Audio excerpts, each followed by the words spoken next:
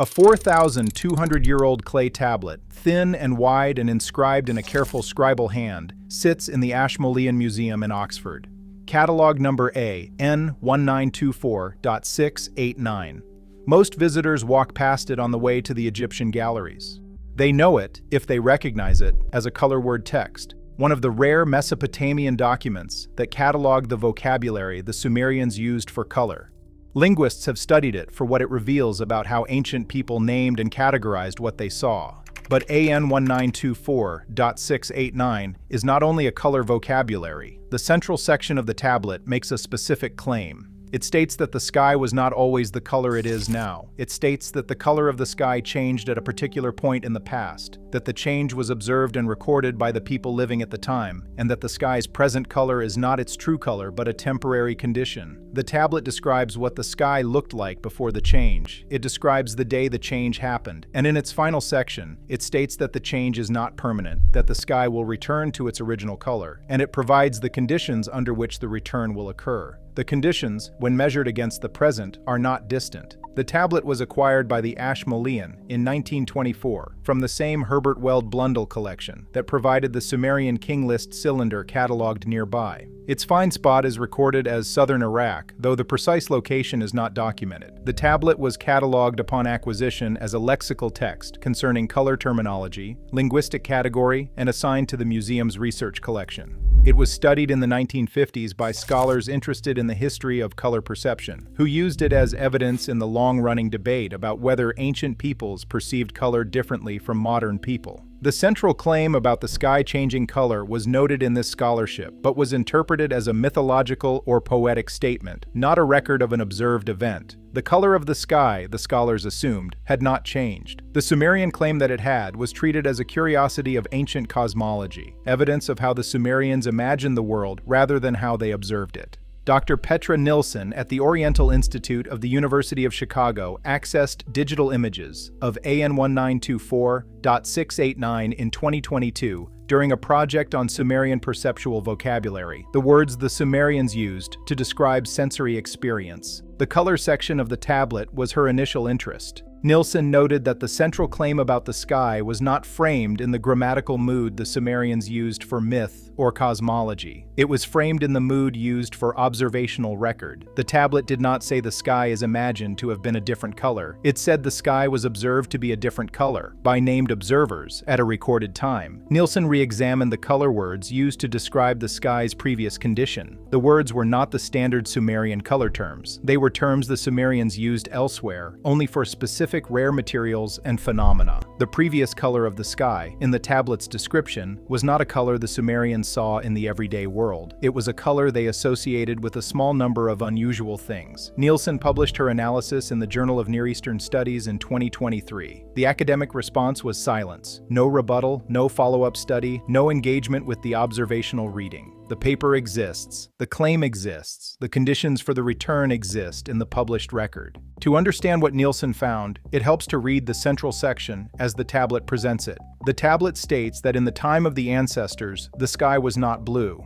The color the tablet assigns to the original sky is described using a term that Nilsson translates as the color of the deepest part of a flame, the part at the base where the fire burns hottest. In modern terms, the description corresponds to a deep violet, or a color at the edge of human visual perception, near the boundary of what the eye can register. The tablet states that this was the everyday color of the sky, seen by all people, at all times of day, for a period the tablet describes as longer than the memory of the oldest records. The blue sky, according to the tablet, is the recent condition. The violet sky was the original. The tablet then describes the change. The change is recorded as having occurred over a single day. The tablet states that on a particular day, observed and recorded by the watchers of the temple, the sky shifted from its original color to its present blue. The shift was not instantaneous. It occurred across the hours of a single day, from one sunrise to the next. The tablet describes the people's reaction. They did not understand what was happening. The watchers, who tracked the sky professionally, recorded the shift hour by hour. The tablet preserves their record. The sky lightened from the deep flame color through intermediate shades the tablet names in sequence, and by the following sunrise, it had reached the blue that the tablet's author describes as the color we see now. The change, once complete, was stable. The sky remained blue from that day to the day the tablet was inscribed, and we may add to the present. The tablet offers an explanation for the change, though the explanation is brief and uses vocabulary that does not translate cleanly. The tablet states that the change in the sky's color was caused by something that was placed between the Earth and the original sky. The thing that was placed is described using a term that Nielsen translates as the covering, or possibly the veil. The covering, according to the tablet, sits above the Earth and below the original sky. It is what gives the sky its present blue color. The original violet sky is still there, according to the tablet, but it is now seen through the covering, which changes its apparent color. The blue is not the sky, the blue is the covering. The true sky, the violet sky, is above the covering, hidden by it. The Enuma Elish, the Babylonian creation epic held in the British Museum and dated to approximately 1100 BCE in its standard form, contains a passage describing the creation of the heavens. The god Marduk, having defeated the primordial being Tiamat, splits her body in two and uses one half to form the sky. The standard interpretation reads this as mythological cosmogony. Nielsen re-examined the passage. The text specifies that Marduk stretched the upper half of Tiamat's body across the heavens as a barrier, and that he set a guard upon it with instructions not to allow the waters above to escape. The new detail here is structure. The Enuma Elish describes the sky as a stretched barrier, a covering placed across the heavens, with something held above it and something below. The Babylonian creation account describes the same two-layer structure that AN 192.4.689 describes, a covering placed between the earth and what lies beyond.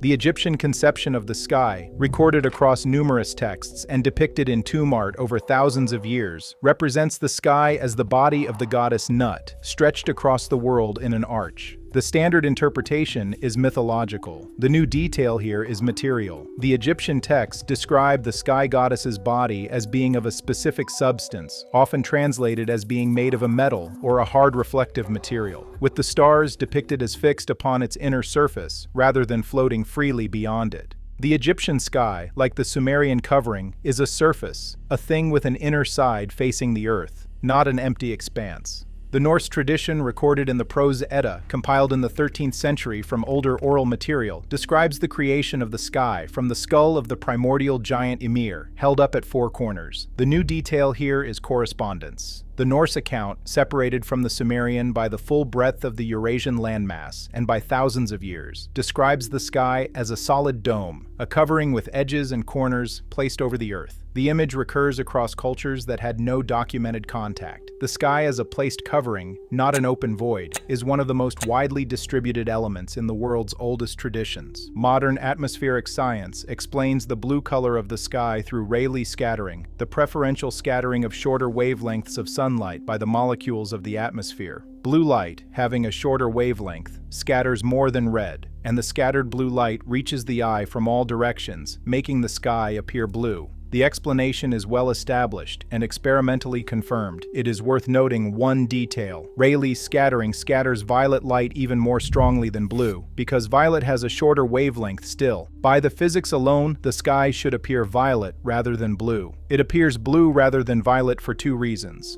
The sun emits less violet light than blue, and the human eye is less sensitive to violet than to blue.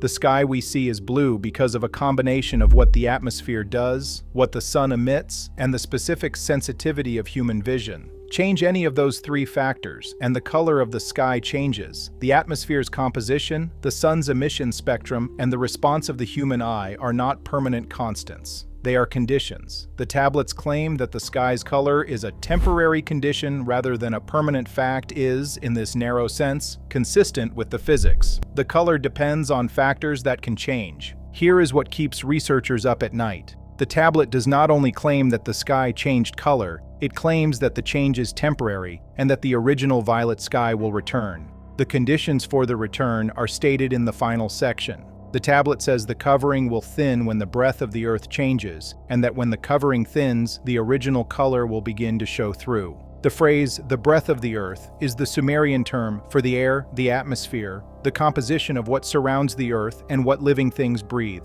The tablet states that the composition of the air is not fixed, that it changes over long periods, and that the color of the sky tracks the composition of the air. When the air changes sufficiently, the covering's effect weakens, and the original color returns. The composition of the Earth's atmosphere is changing now, measurably, at a rate that is the subject of continuous global monitoring. The concentrations of gases in the air have shifted more in the past 2 centuries than in the preceding tens of thousands of years. The tablet's condition for the return of the original sky, a change in the composition of the air, is being met in the present, by measurable degrees, year over year. AN 192-4.689 sits in the research collection of the Ashmolean Museum in Oxford today. It is not on public display. Dr. Nilsson offers a translation of the final line of the tablet that differs from the standard reading. The final line, after the conditions for the return are stated, has been translated for decades as "May the sky remain as it is," a benediction. Nilsson reads the verb form as a continuous present rather than an optative. The line is not a wish, it is an observation in progress. The line reads, "The sky is returning to what it was, returning. The blue is the covering. The violet is the true sky, above it. The covering thins as the air changes, and the air is changing now.